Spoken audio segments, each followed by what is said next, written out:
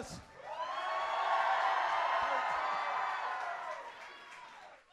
It's a little warm in here. What the heck, we had a long winter. I'm glad for the warm. We brought our own version of climate change to this rally. First, I want to thank Mayor Joe Hogsett. He has been a wonderful friend to Hillary and me.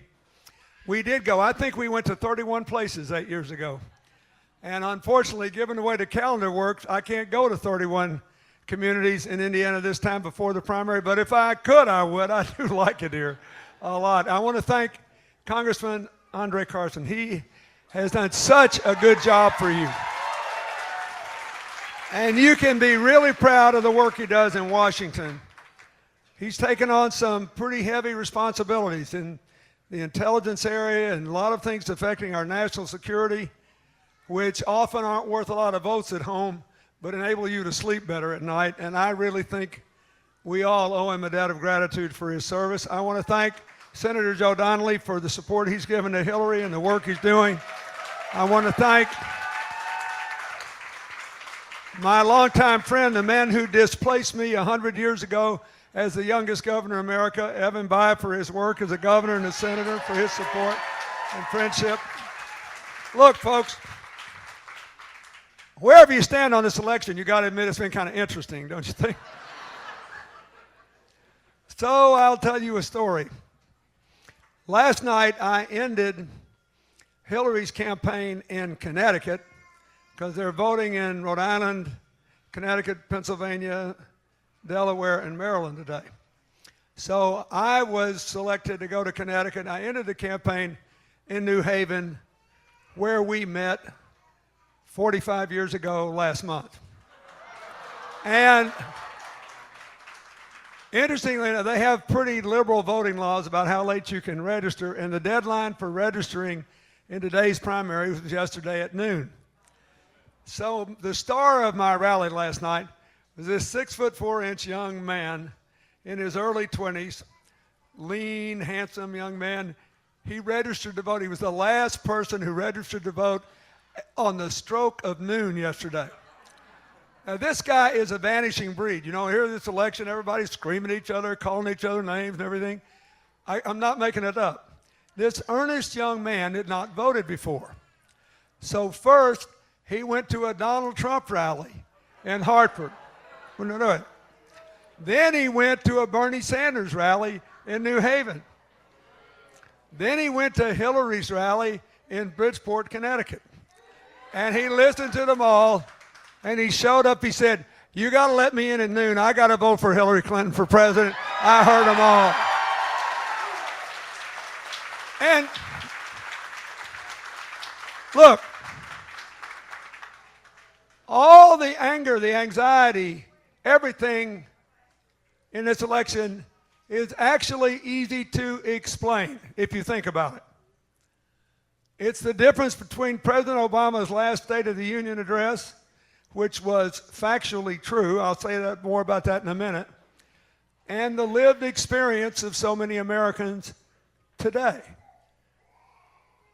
We are in the gap. In 400 years, not a single solitary country has ever fully recovered from a financial crash as bad as the one we suffered in less than 10 years.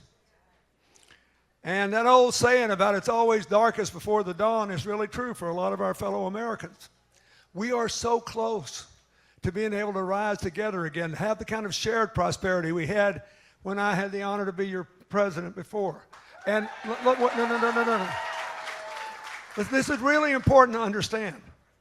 So the president gives his last State of the Union address.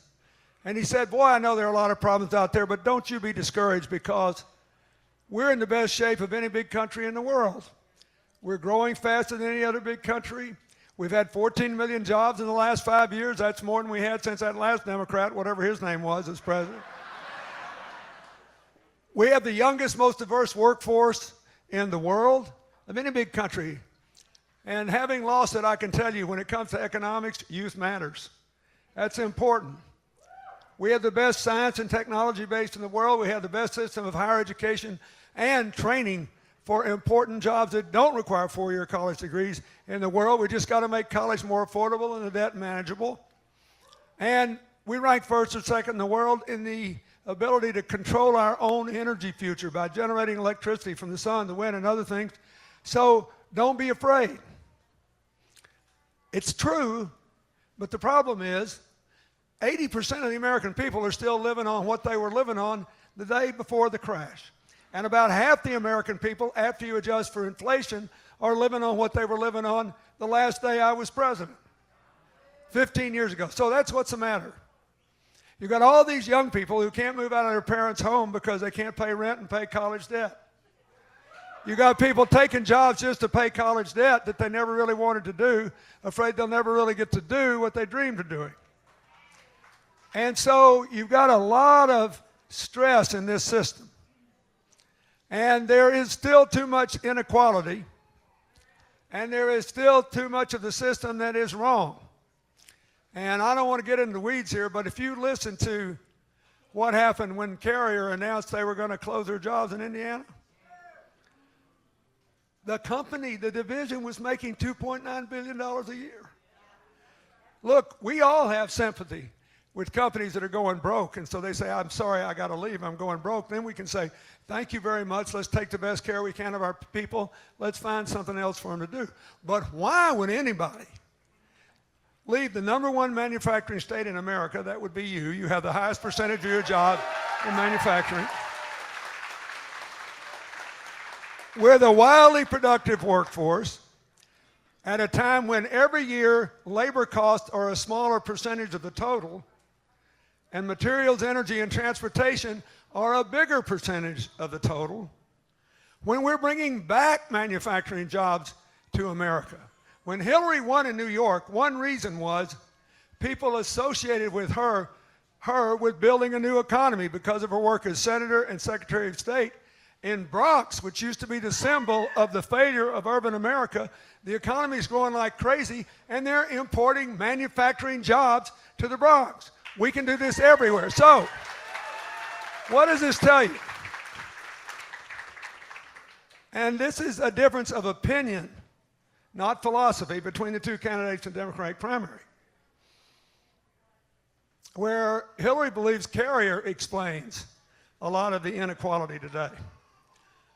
And she believes that the Dodd-Frank bill, which President Obama signed, is working better than anything we had for 50 years to keep Wall Street from ever wrecking Main Street again.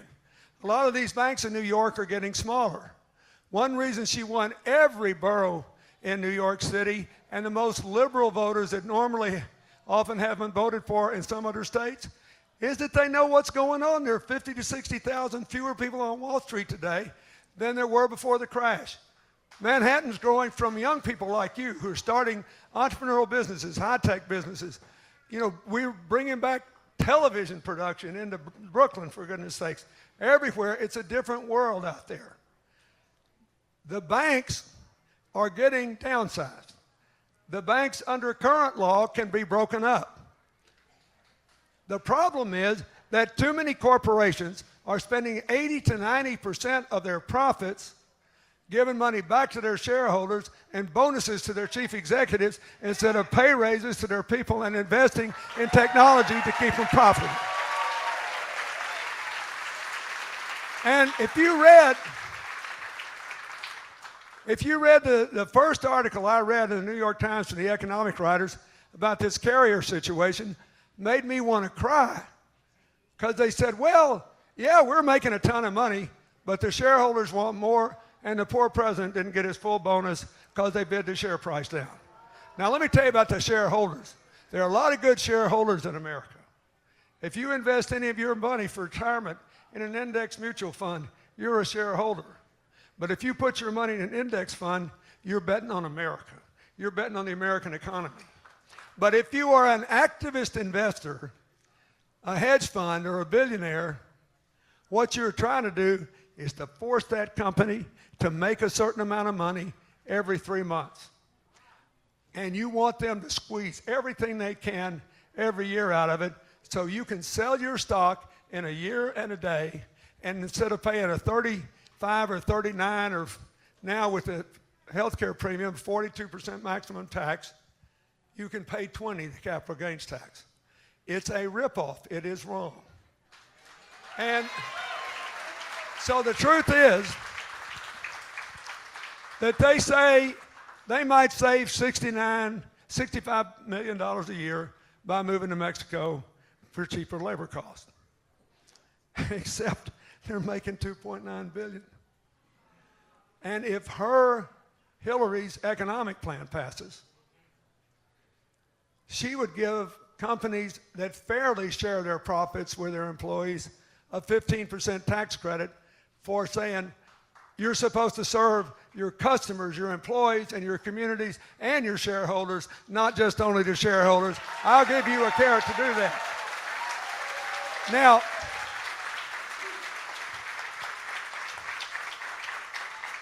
when Hillary was in the Senate, she was a co-founder of the Senate Manufacturing Caucus. The chairman of the House Manufacturing Caucus is a man named Tim Ryan from Ohio. He endorsed Hillary.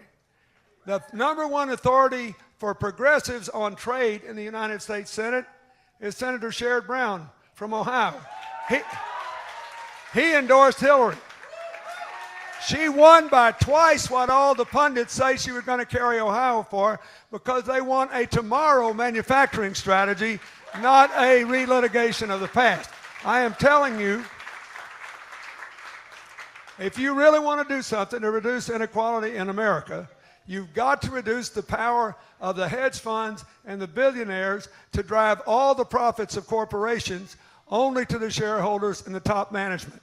You've got to go back to the way it used to be, because every corporation, and I wish I could say this was just a Democratic system. It's not true. There are Republicans who run companies who share their profits with their employees, who give their employees supplements to send their kids to colleges, their spouses to go to colleges, to go at night. I know one company, and I think they have a plant in Indiana, Nucor, that has a no layoff policy and a profit-sharing policy that goes only to the bottom 90% of the company. There are companies like this in America, and they're not losing jobs, they're not losing money, and they're not moving jobs away. Why? Because they're in it for the long run. The evidence shows that every company in the country that has a strategy to make money over 5 to 8 years instead of every year, so some greedy shareholder can get their money out in a year and a day, they're doing better than the shareholders-only companies. And Hillary wants to give America back to those companies and give people incentives to do it. So, second thing, if you want to reduce inequality, you've got to have more jobs that can't be exported that pay above average wages. There was a lot of publicity early in this primary season about the heartbreaking story of Flint, Michigan. And we got to keep working on that, but let me tell you something. Flint is nowhere near the only place in America where children have elevated lead levels in their bodies because of rusty pipes. We should have replaced a lot of these pipes 30 years ago. You just think how many jobs we'd create in America if we paid people to tear out all the bad pipes and paid other people to put in all the good ones and gave every child in America a healthy future. That's what Hillary wants to do. And I have to say, every time I give one of these green energy talks and I talk about her plan to put a half a billion solar panels up in the next 4 years and make every American home completely energy independent within 8 years. If I'm here in the Middle West, somebody will roll their eyes and say, you know, Bill Clinton's a nice fellow, but he's getting a little old. He thinks he's in California giving this speech. And it is true that California has the largest number of installed solar panels. But the second state, New Jersey. There are 3 states today that get 1/3 or more of their electricity from the wind. Anybody know what they are? Minnesota. That makes sense. Iowa. A lot of flat farmland. Wind blows like crazy. Texas. Texas, the oil capital of America, gets about 35% of its electricity from wind. And everybody could. And guess what? You want to keep manufacturing in Indiana? Who's got the cheapest electric rates in the country? Iowa, 5.8 cents a kilowatt hour, because the people own it. And they're taking care of the future. And they're walking us away from the dangers of global warming by investing in the future. We can do this together. The only other thing I'd like to say is, I went to school with a wonderful guy 100 years ago at Georgetown from Indiana named David Bucknowski, who still lives here and still makes a living helping small businesses. And we talked about this because Hillary is the only candidate who keeps reminding people that 2/3 of all American employment is created by small businesses. And they got a problem too as a result of the crash. And here's what it is. It's the parable of the cat on the hot stove. You know that story? There's a good thing when a cat sits on a hot stove and jumps off. A cat will never sit on a hot stove again. Sadly, the cat will never sit on a cold stove. What's that got to do with this? There are too many banks that are so scared of what happened in the crash, they have forgotten that the law says they're still supposed to make money by making loans in communities where they take deposits of any kind. She wants to clear up the rules, simplify it, and get more small business lending out there so we can grow jobs there. This is a big deal. If you do all that, you still got to realize that there are some barriers that are keeping us from participating fully. And I'll just give you 3 or 4. There's about 9, but we don't have time to go through them. Number 1, we have to finish the work of health care reform. There are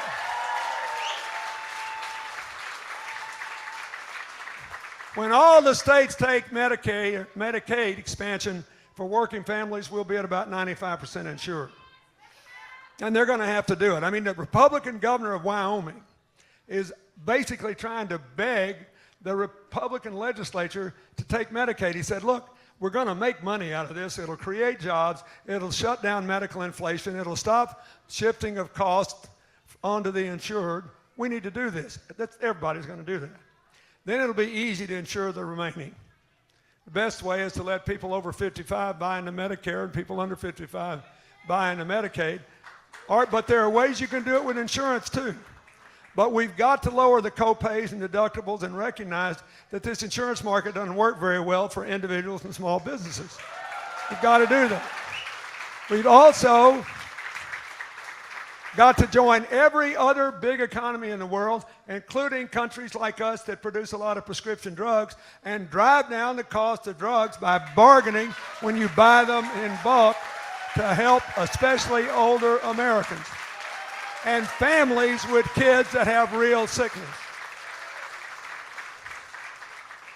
But we can do this.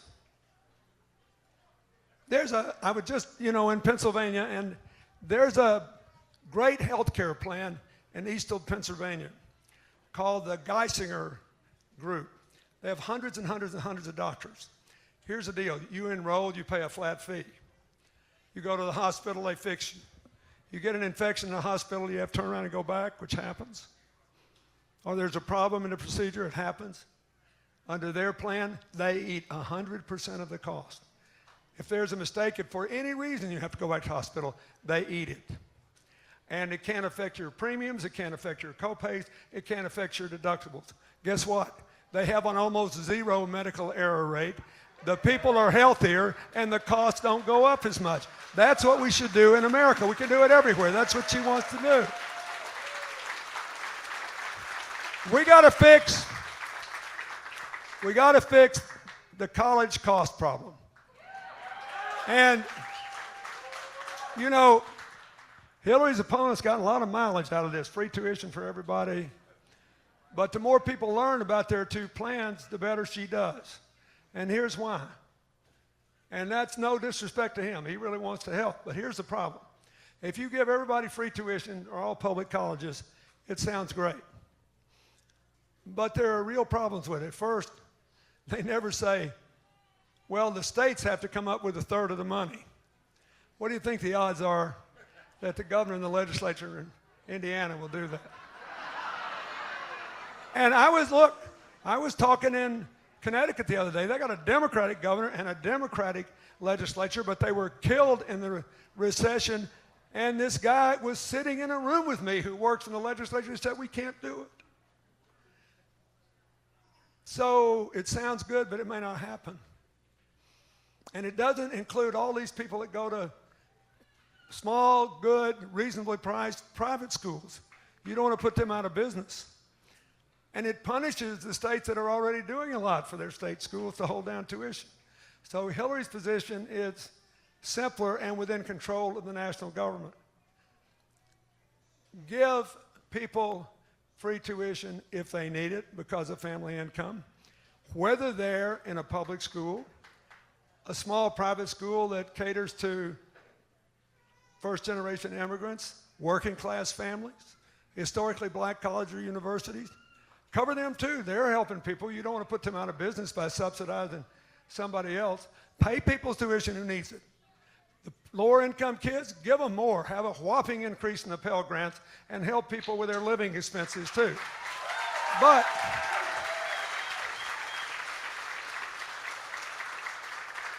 ask Americans who can pay their own way to do it, and for people caught in the middle, give them 10 hours a week of work study income. It won't kill anybody to do 10, and that will hold down the cost of college if you do that.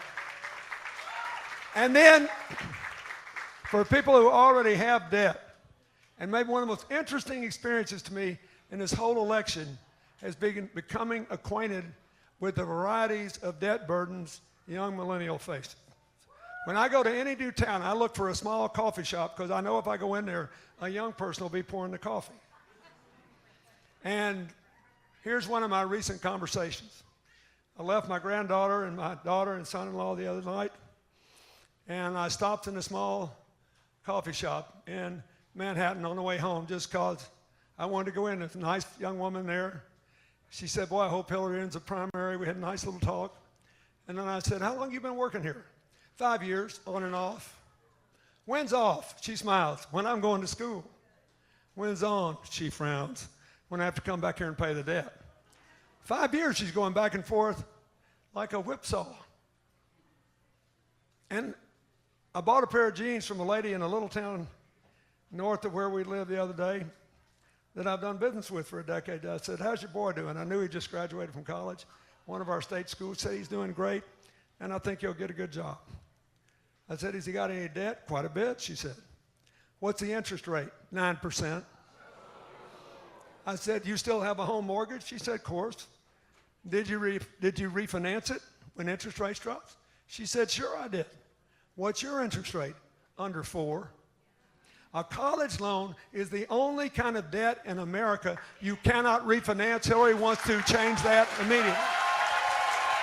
If you could, look, if you could refinance their college debt overnight, 25 million young Americans overnight would save an average of more than $2,000, and those that went to law school or architecture school or medical school would save much more because they owe much more. And then you got to figure out what to do with the already accumulated debt. I spent a lot of time thinking about this because when I was president, we passed a big college aid program since the GI Bill. And inflation and college costs were so great, the benefits were gone in 5 or 6 years.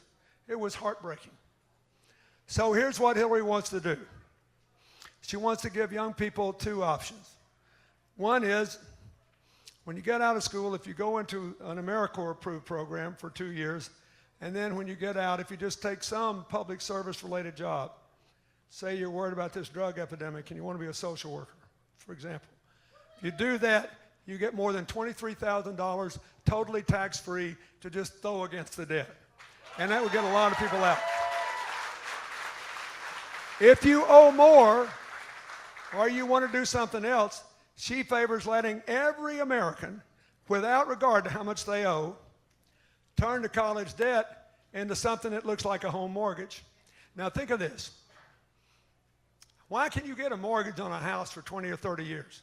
Because it's a lifetime asset, right? So is an education. You know, an enormous percentage of the young people in this audience today will live to be 90 or 100 years old. And a huge percentage of you. And a lot of you will willingly work well into your 70s because you'll be healthy and you'll be interested and you'll want to do something. It's worth a lot. This is going to change everything, all these advances in biotechnology. So Hillary says everybody should be able to get a 20-year mortgage on their debt and cannot be required to pay, no matter how much they borrowed, more than 10% of their after-tax income. Now think about what this means. Think about what this means. Everybody can move out of their parents' house. If you got a job you don't like that you're making debt payments on, there's one over here you want, it pays less, you can take it because your debt payment will go down. If you always wanted to go borrow some money to open your own business, let's say you wanted to open an organic bakery in some neighborhood in Indianapolis, and you could start with $50,000, $60,000, your college debt wouldn't count against your credit rating. And if you're like most small business people and you know you're not going to make money, very much money the first year or two, it's okay because your debt payment will go down. So the way your debt's structured will help you get the loan instead of hurting you in getting the loan. This would liberate the energies of millions of young Americans and help us to rise together again. So, now look, there are lots of other things that it's hot, and I don't want to take all your time, but let's not forget, we are dealing with a horrible drug epidemic in this country of heroin and prescription drugs. It is feeding gang violence in places like Indianapolis. It is worse in the most distressed areas of America. West Virginia has the second weakest economy and the highest rate of drug addiction in America. Hillary says we got to treat it like a public health problem, spend $10 billion on mental health and treatment facilities in communities. But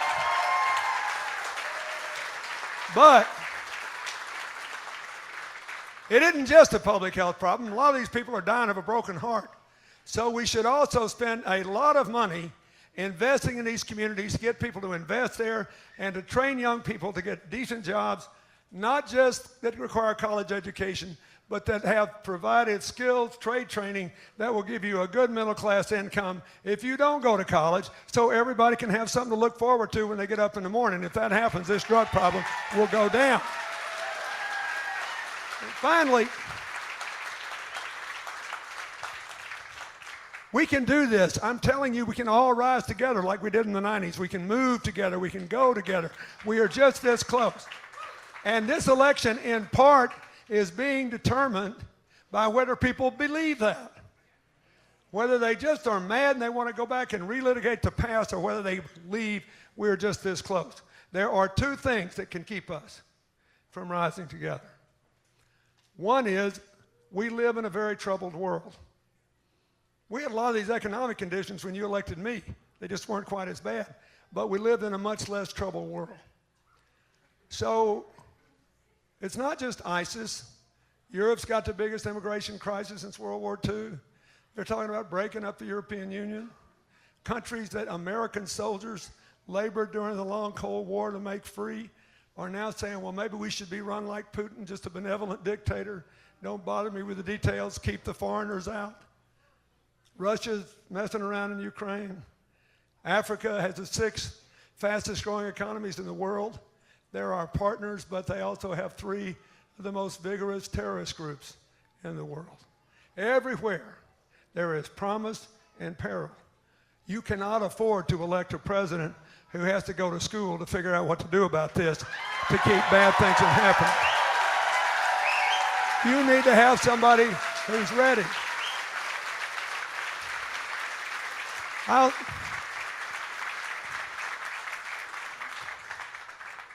I had a magical moment one day long after I left the White House. I was in the Congress testifying on health insurance or a health care program I was trying to promote with Bill Gates around the world.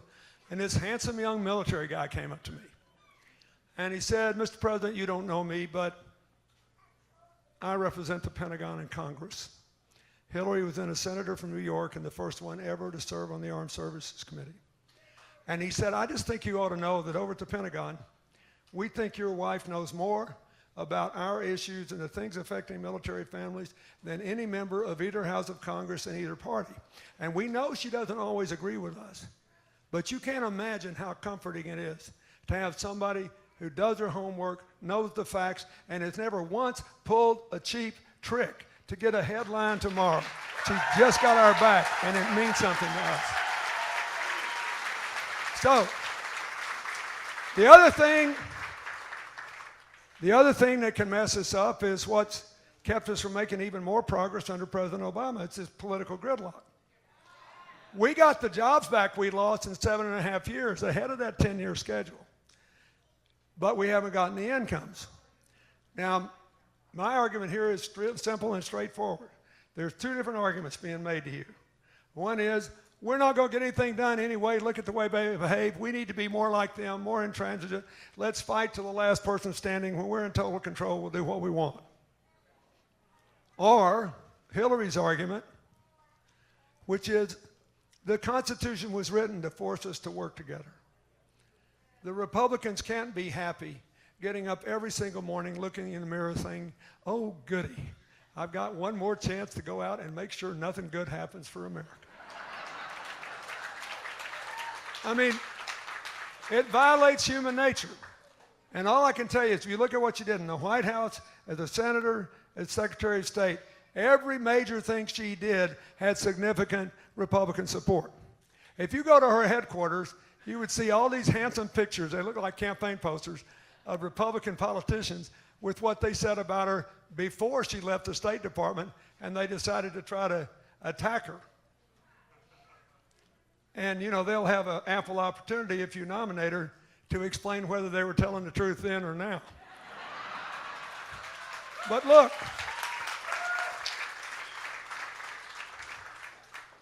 you just got to decide. But when she got the children's health insurance bill into the balanced budget bill with Senator Kennedy and others leading, 3/4 of the Republicans voted for it. There are 8.4 million children insured under that today, part of Obamacare.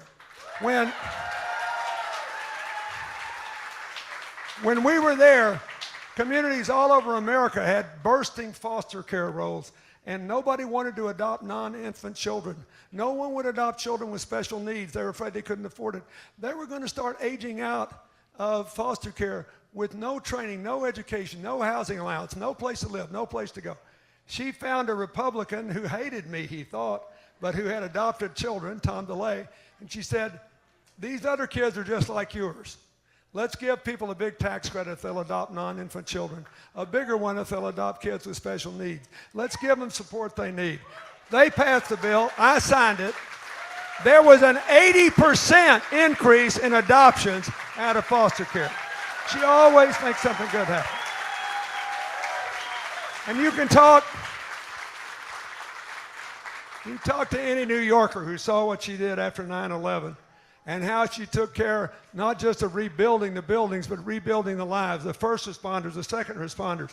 Everybody knew they were going to get cancers of various kinds. Everybody knew they were going to have respiratory problems. She took care of them. As Secretary of State, she negotiated a nuclear treaty with Russia. That's the only thing that survives, our attempt to get along with them better. And it makes nuclear exchanges less likely. It required 67 votes in the Senate. She did it with your former Senator, Dick Lugar, and she got all those Republican votes, and she can do it again. So, that's my pitch. She got the best idea. She's the only one qualified to do all aspects of the job, and she's the best single change maker I have ever known in my life.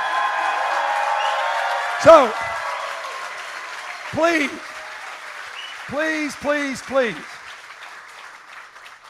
be there for her. Be there for her. Indiana is a poster child for all the promise of America, and yet you're not free of the problems of America. Indiana symbolizes what we need. I look out in this crowd, it's a very different crowd than it was 30 years ago. You know, and you can talk all you want to about how wonderful it'll be when we put a wall up across the Rio Grande. Let me tell you something, folks. You can put that wall up. It's physically possible. Then why don't we put up a wall with the Canadian border? There's a lot of foreigners over there, too. Then we can put up a seawall in the Atlantic, a seawall in the Pacific. Then you can send the United States Navy to the Gulf of Mexico and keep people out of there. Send the Air Force up and stop every plane from flying in America. You still cannot keep out the social media. The last terrorist hit we had in San Bernardino, California, that was people converted over to social media. And that's why Hillary has been the most outspoken person saying, it is crazy for us to think we can build a wall when the battle we're fighting is inside the minds and hearts of people. And she said, that's why.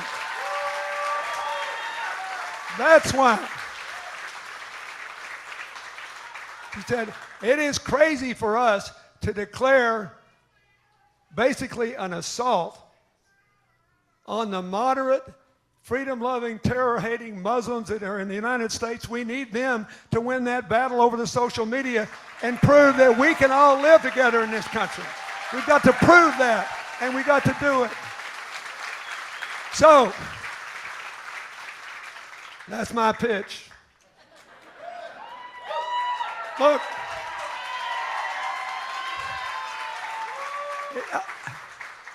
I could have just started with what my native state senior senator Mark Pryor said about Hillary. Mark Pryor gave up his seat in the Congress to vote for the health care law. And a lot of you know Arkansas has become real Republican. He knew if he voted for the bill, he'd be defeated. He knew it, and he did it anyway. He kind of resents being called part of the establishment because he supports Hillary. The landscape of American politics is littered with people like that. People that tried to help mayors fight gun violence by voting for the background check law, which I still hope we can get sensible gun safety legislation. And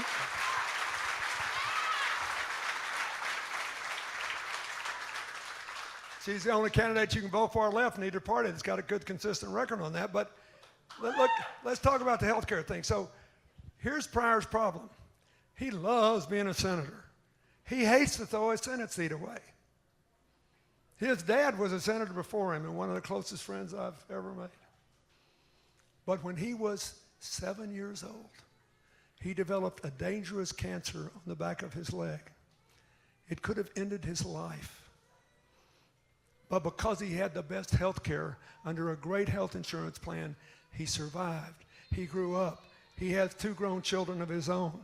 And he said, look, I simply couldn't live with myself looking in the mirror every day for the rest of my life, knowing I saved my Senate seat at the price of denying young children the same chance at life I had just because they were poor. I couldn't do it. So,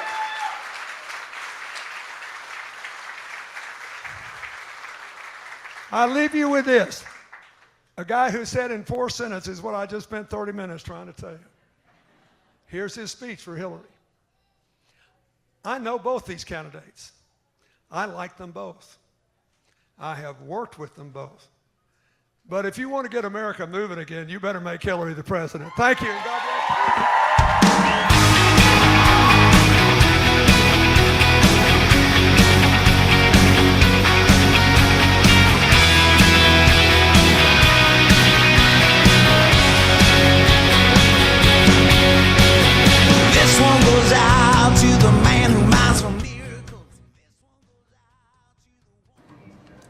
All right, everyone, that is a wrap on this Bill Clinton event. Again, Bill Clinton was live in Indianapolis, encouraging voters in Indiana to vote.